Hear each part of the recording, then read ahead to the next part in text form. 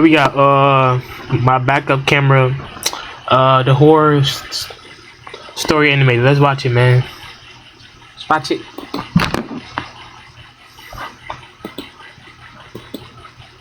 Screen showed solid red bars, indicating an object was less than 6 inches from my bumper. But when I looked in the rearview mirror, the driveway was completely empty. It was 2 a.m. Wait, hold on. The kind of rural darkness that feels heavy, like it's pressing against the glass. I was parked at the top of my driveway, surrounded by woods. No streetlights, just me and the hum of the engine. I shifted into reverse to straighten out. That's when the chaos started. Oh my goodness, Beep, man. beep, beep, beep. The proximity alarm was deafening in the quiet cabin. I slammed on the brakes, heart jumping into my throat. I assumed I was about to hit a tree or a deer. I checked the rearview mirror. Nothing, just gravel and black air. I checked the side mirrors. Clear. Stupid sensors, I muttered, exhaling. I looked back down at the dashboard screen to clear the alert. I stopped breathing.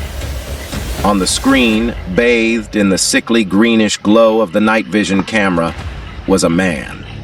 He was standing directly behind the trunk. He was so close that his stomach was pressed against the lens. Wait, what the? He wasn't moving. He wasn't blinking.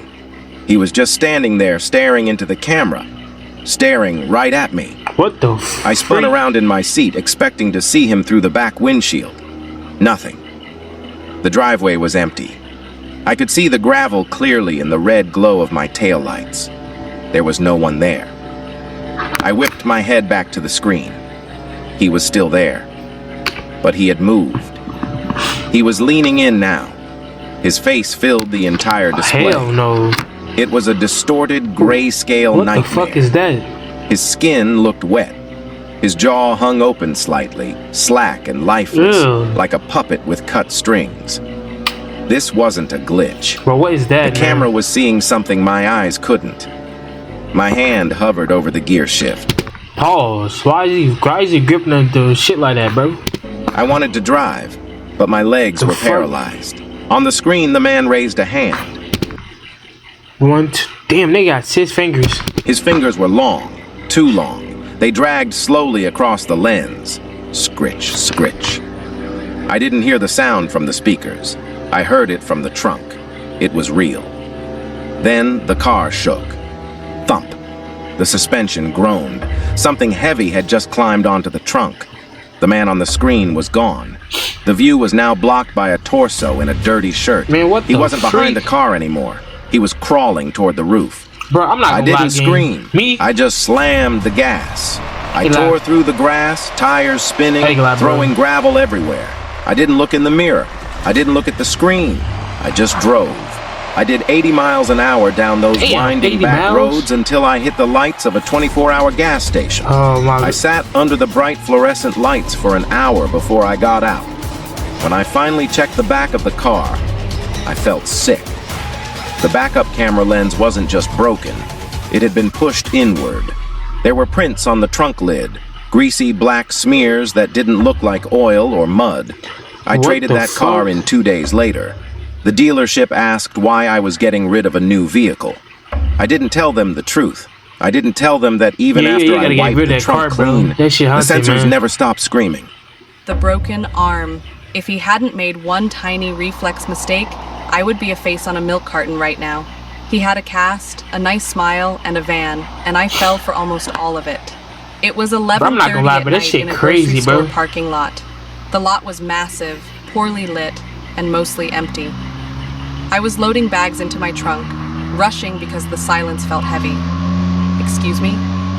The voice came from right behind my ear. I spun around, keys clutched in my fist. Standing there was a man, maybe 30, clean-shaven and well-dressed. He looked completely harmless, Hell except for no. his right arm. Why is he looking like that, bro? He's creepy, man.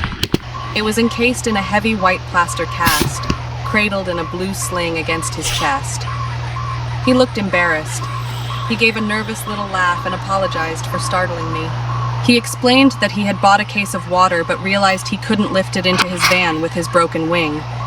He asked if I could give him a hand. My stomach tightened. Every instinct I had screamed at me to get in my car and lock the doors. But he looked so pathetic standing there. I didn't want to be the paranoid jerk who refused to help an injured man. I pushed the fear down and agreed. He pointed to a white cargo van parked way at the back of the lot, completely shrouded in darkness. We started walking. Every step took us further from the store entrance and deeper into the shadows. He chatted the whole way, trying to be charming. He asked where I lived, what I studied. I gave him nothing but one-word answers, keeping a few feet of distance between us.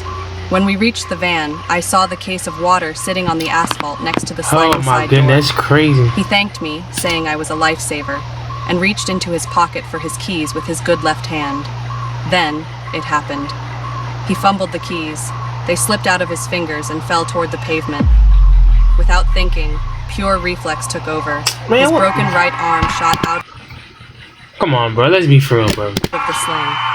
It moved with the speed of a striking snake.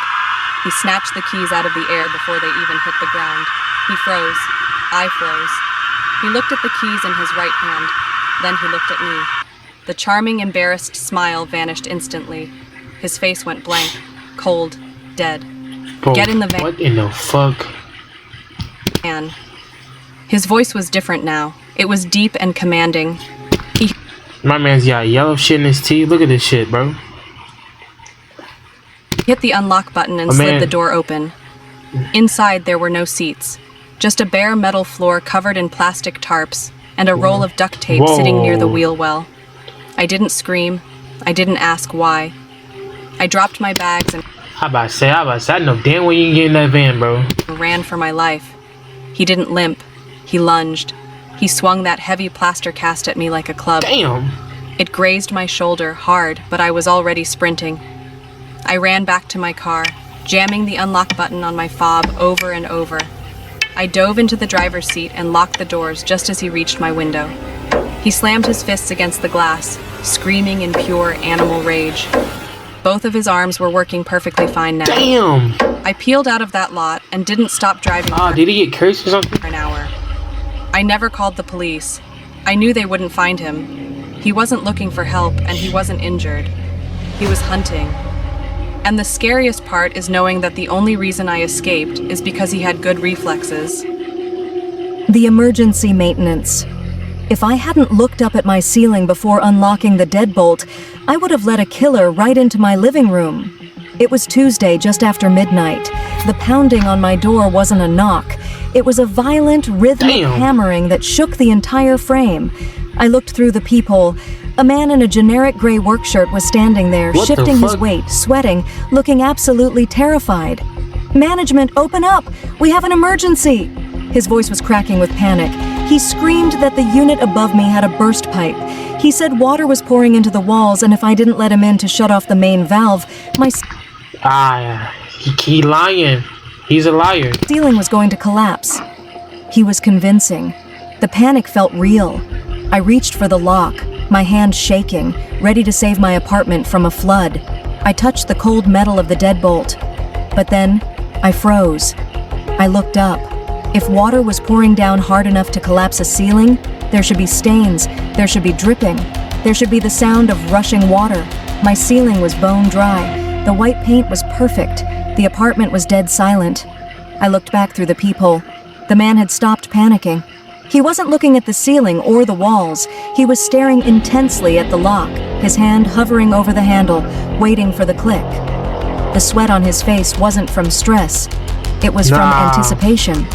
"I don't see any water," I said. That nigga up to something. "Use your master key." The silence on the other side was sudden and heavy. He didn't check his pockets. He didn't argue. His face changed.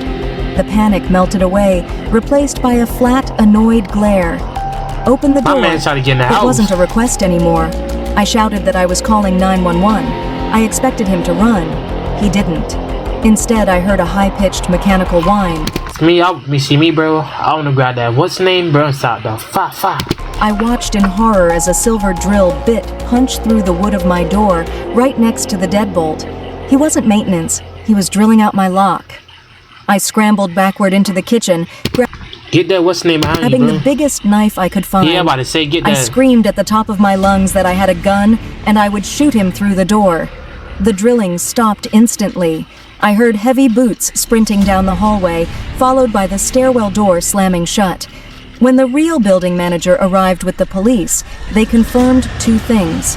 There was no leak in the unit above me, and the man hadn't just come to my door randomly. He had covered the hallway security cameras with black duct tape before he even knocked. Yo! He wasn't coming to fix a pipe. He was coming to fix me.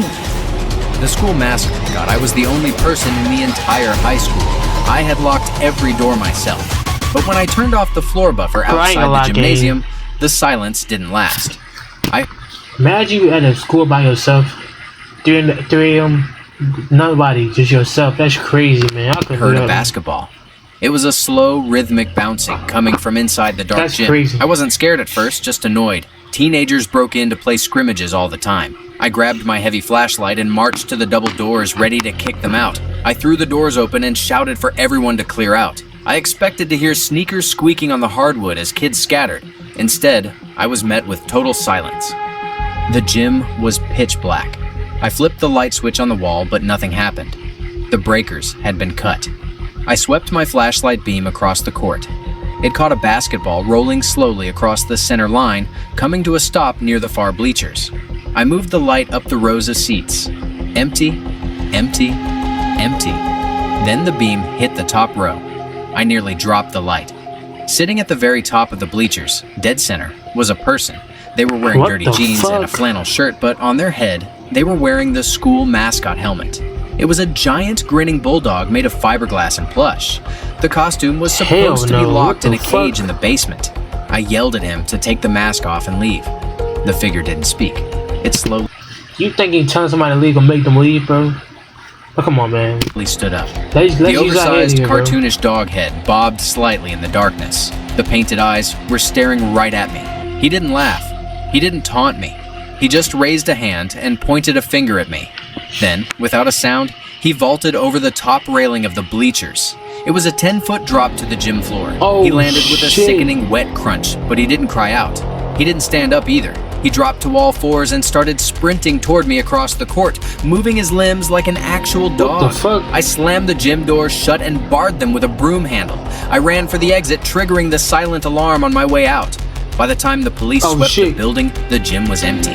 The back emergency exit was propped open, but they found the mascot head sitting in the middle of the basketball court. When they examined it, they found why he hadn't spoken.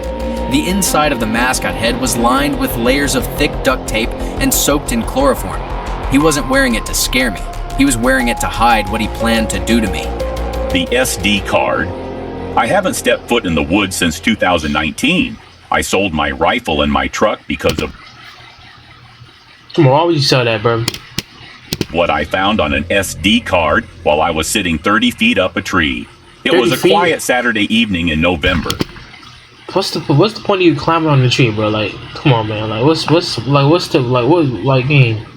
I was in my tree stand waiting for a deer. I had pulled the memory card from a trail camera on my walk-in, and since the woods were dead silent, I popped it into my handheld viewer to pass the time. The card was full, over 3,000 images. I started scrolling. The first few hundred were just black frames. Come But on, then bro. the infrared flash caught something. It wasn't a deer. It was a face. A man was standing inches from the lens, staring directly into it. He was wearing a dirty, oversized hoodie and a cheap plastic masquerade mask with an exaggerated smile. My stomach turned. I kept scrolling. There were hundreds of photos of him. Sometimes he was standing far away, waving. Sometimes he was holding a knife. Hey, bro, Then that's crazy, the background bro. changed. The man wasn't in the woods anymore. He was standing on a paved driveway. My driveway. He was leaning against my truck, holding the trail camera, taking a selfie. So you could just look at the SD card and not call the police. He was on, like... He had stolen my camera, taken it to my house, and brought it back. My hands started shaking so hard I almost dropped the viewer. I scrolled back. You're a man. Why are you being scared of a fucking person, bro? Faster. The next series of photos were inside my house. There was a photo of him standing in my kitchen. There was a photo of him sitting on my couch. Then came the photo that broke me. It was grainy and green, taken in the dark with the infrared flash. It showed a man sleeping in a bed, mouth open, completely Bro, nigga, I'm crashing, bro. unaware. It was me. He had been standing over my bed while Come on, bro. Come on, fam. Like, bro, that nigga would have got it the worst, bro. I slept, taking pictures with my own trail camera. I couldn't breathe. I needed to get out of the woods immediately. I reached for my gear to climb down, but then I froze. I realized I had been viewing the old photos. I hadn't looked at the most recent one. The one taken right before I pulled the card from the camera. I hit the Dang, that's crazy, bro. button to view the last image. The timestamp was from 2 minutes ago. The photo showed a man in camouflage gear, sitting in a tree stand, looking down at a viewer. Yo!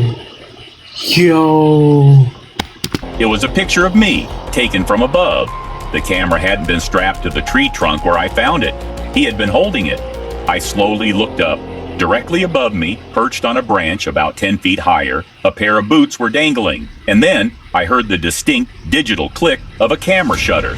I didn't climb down. I jumped. I hit the ground hard, rolled, Now, why would you jump, dumbass? and ran until my lungs burned. I didn't stop for my truck. I ran all the way to the main road. The police never found him, but they found my camera sitting on the seat of my truck. The SD card was gone. Like, come on, man. That's crazy, bro. Like, why would you jump up the fucking tree, dumbass?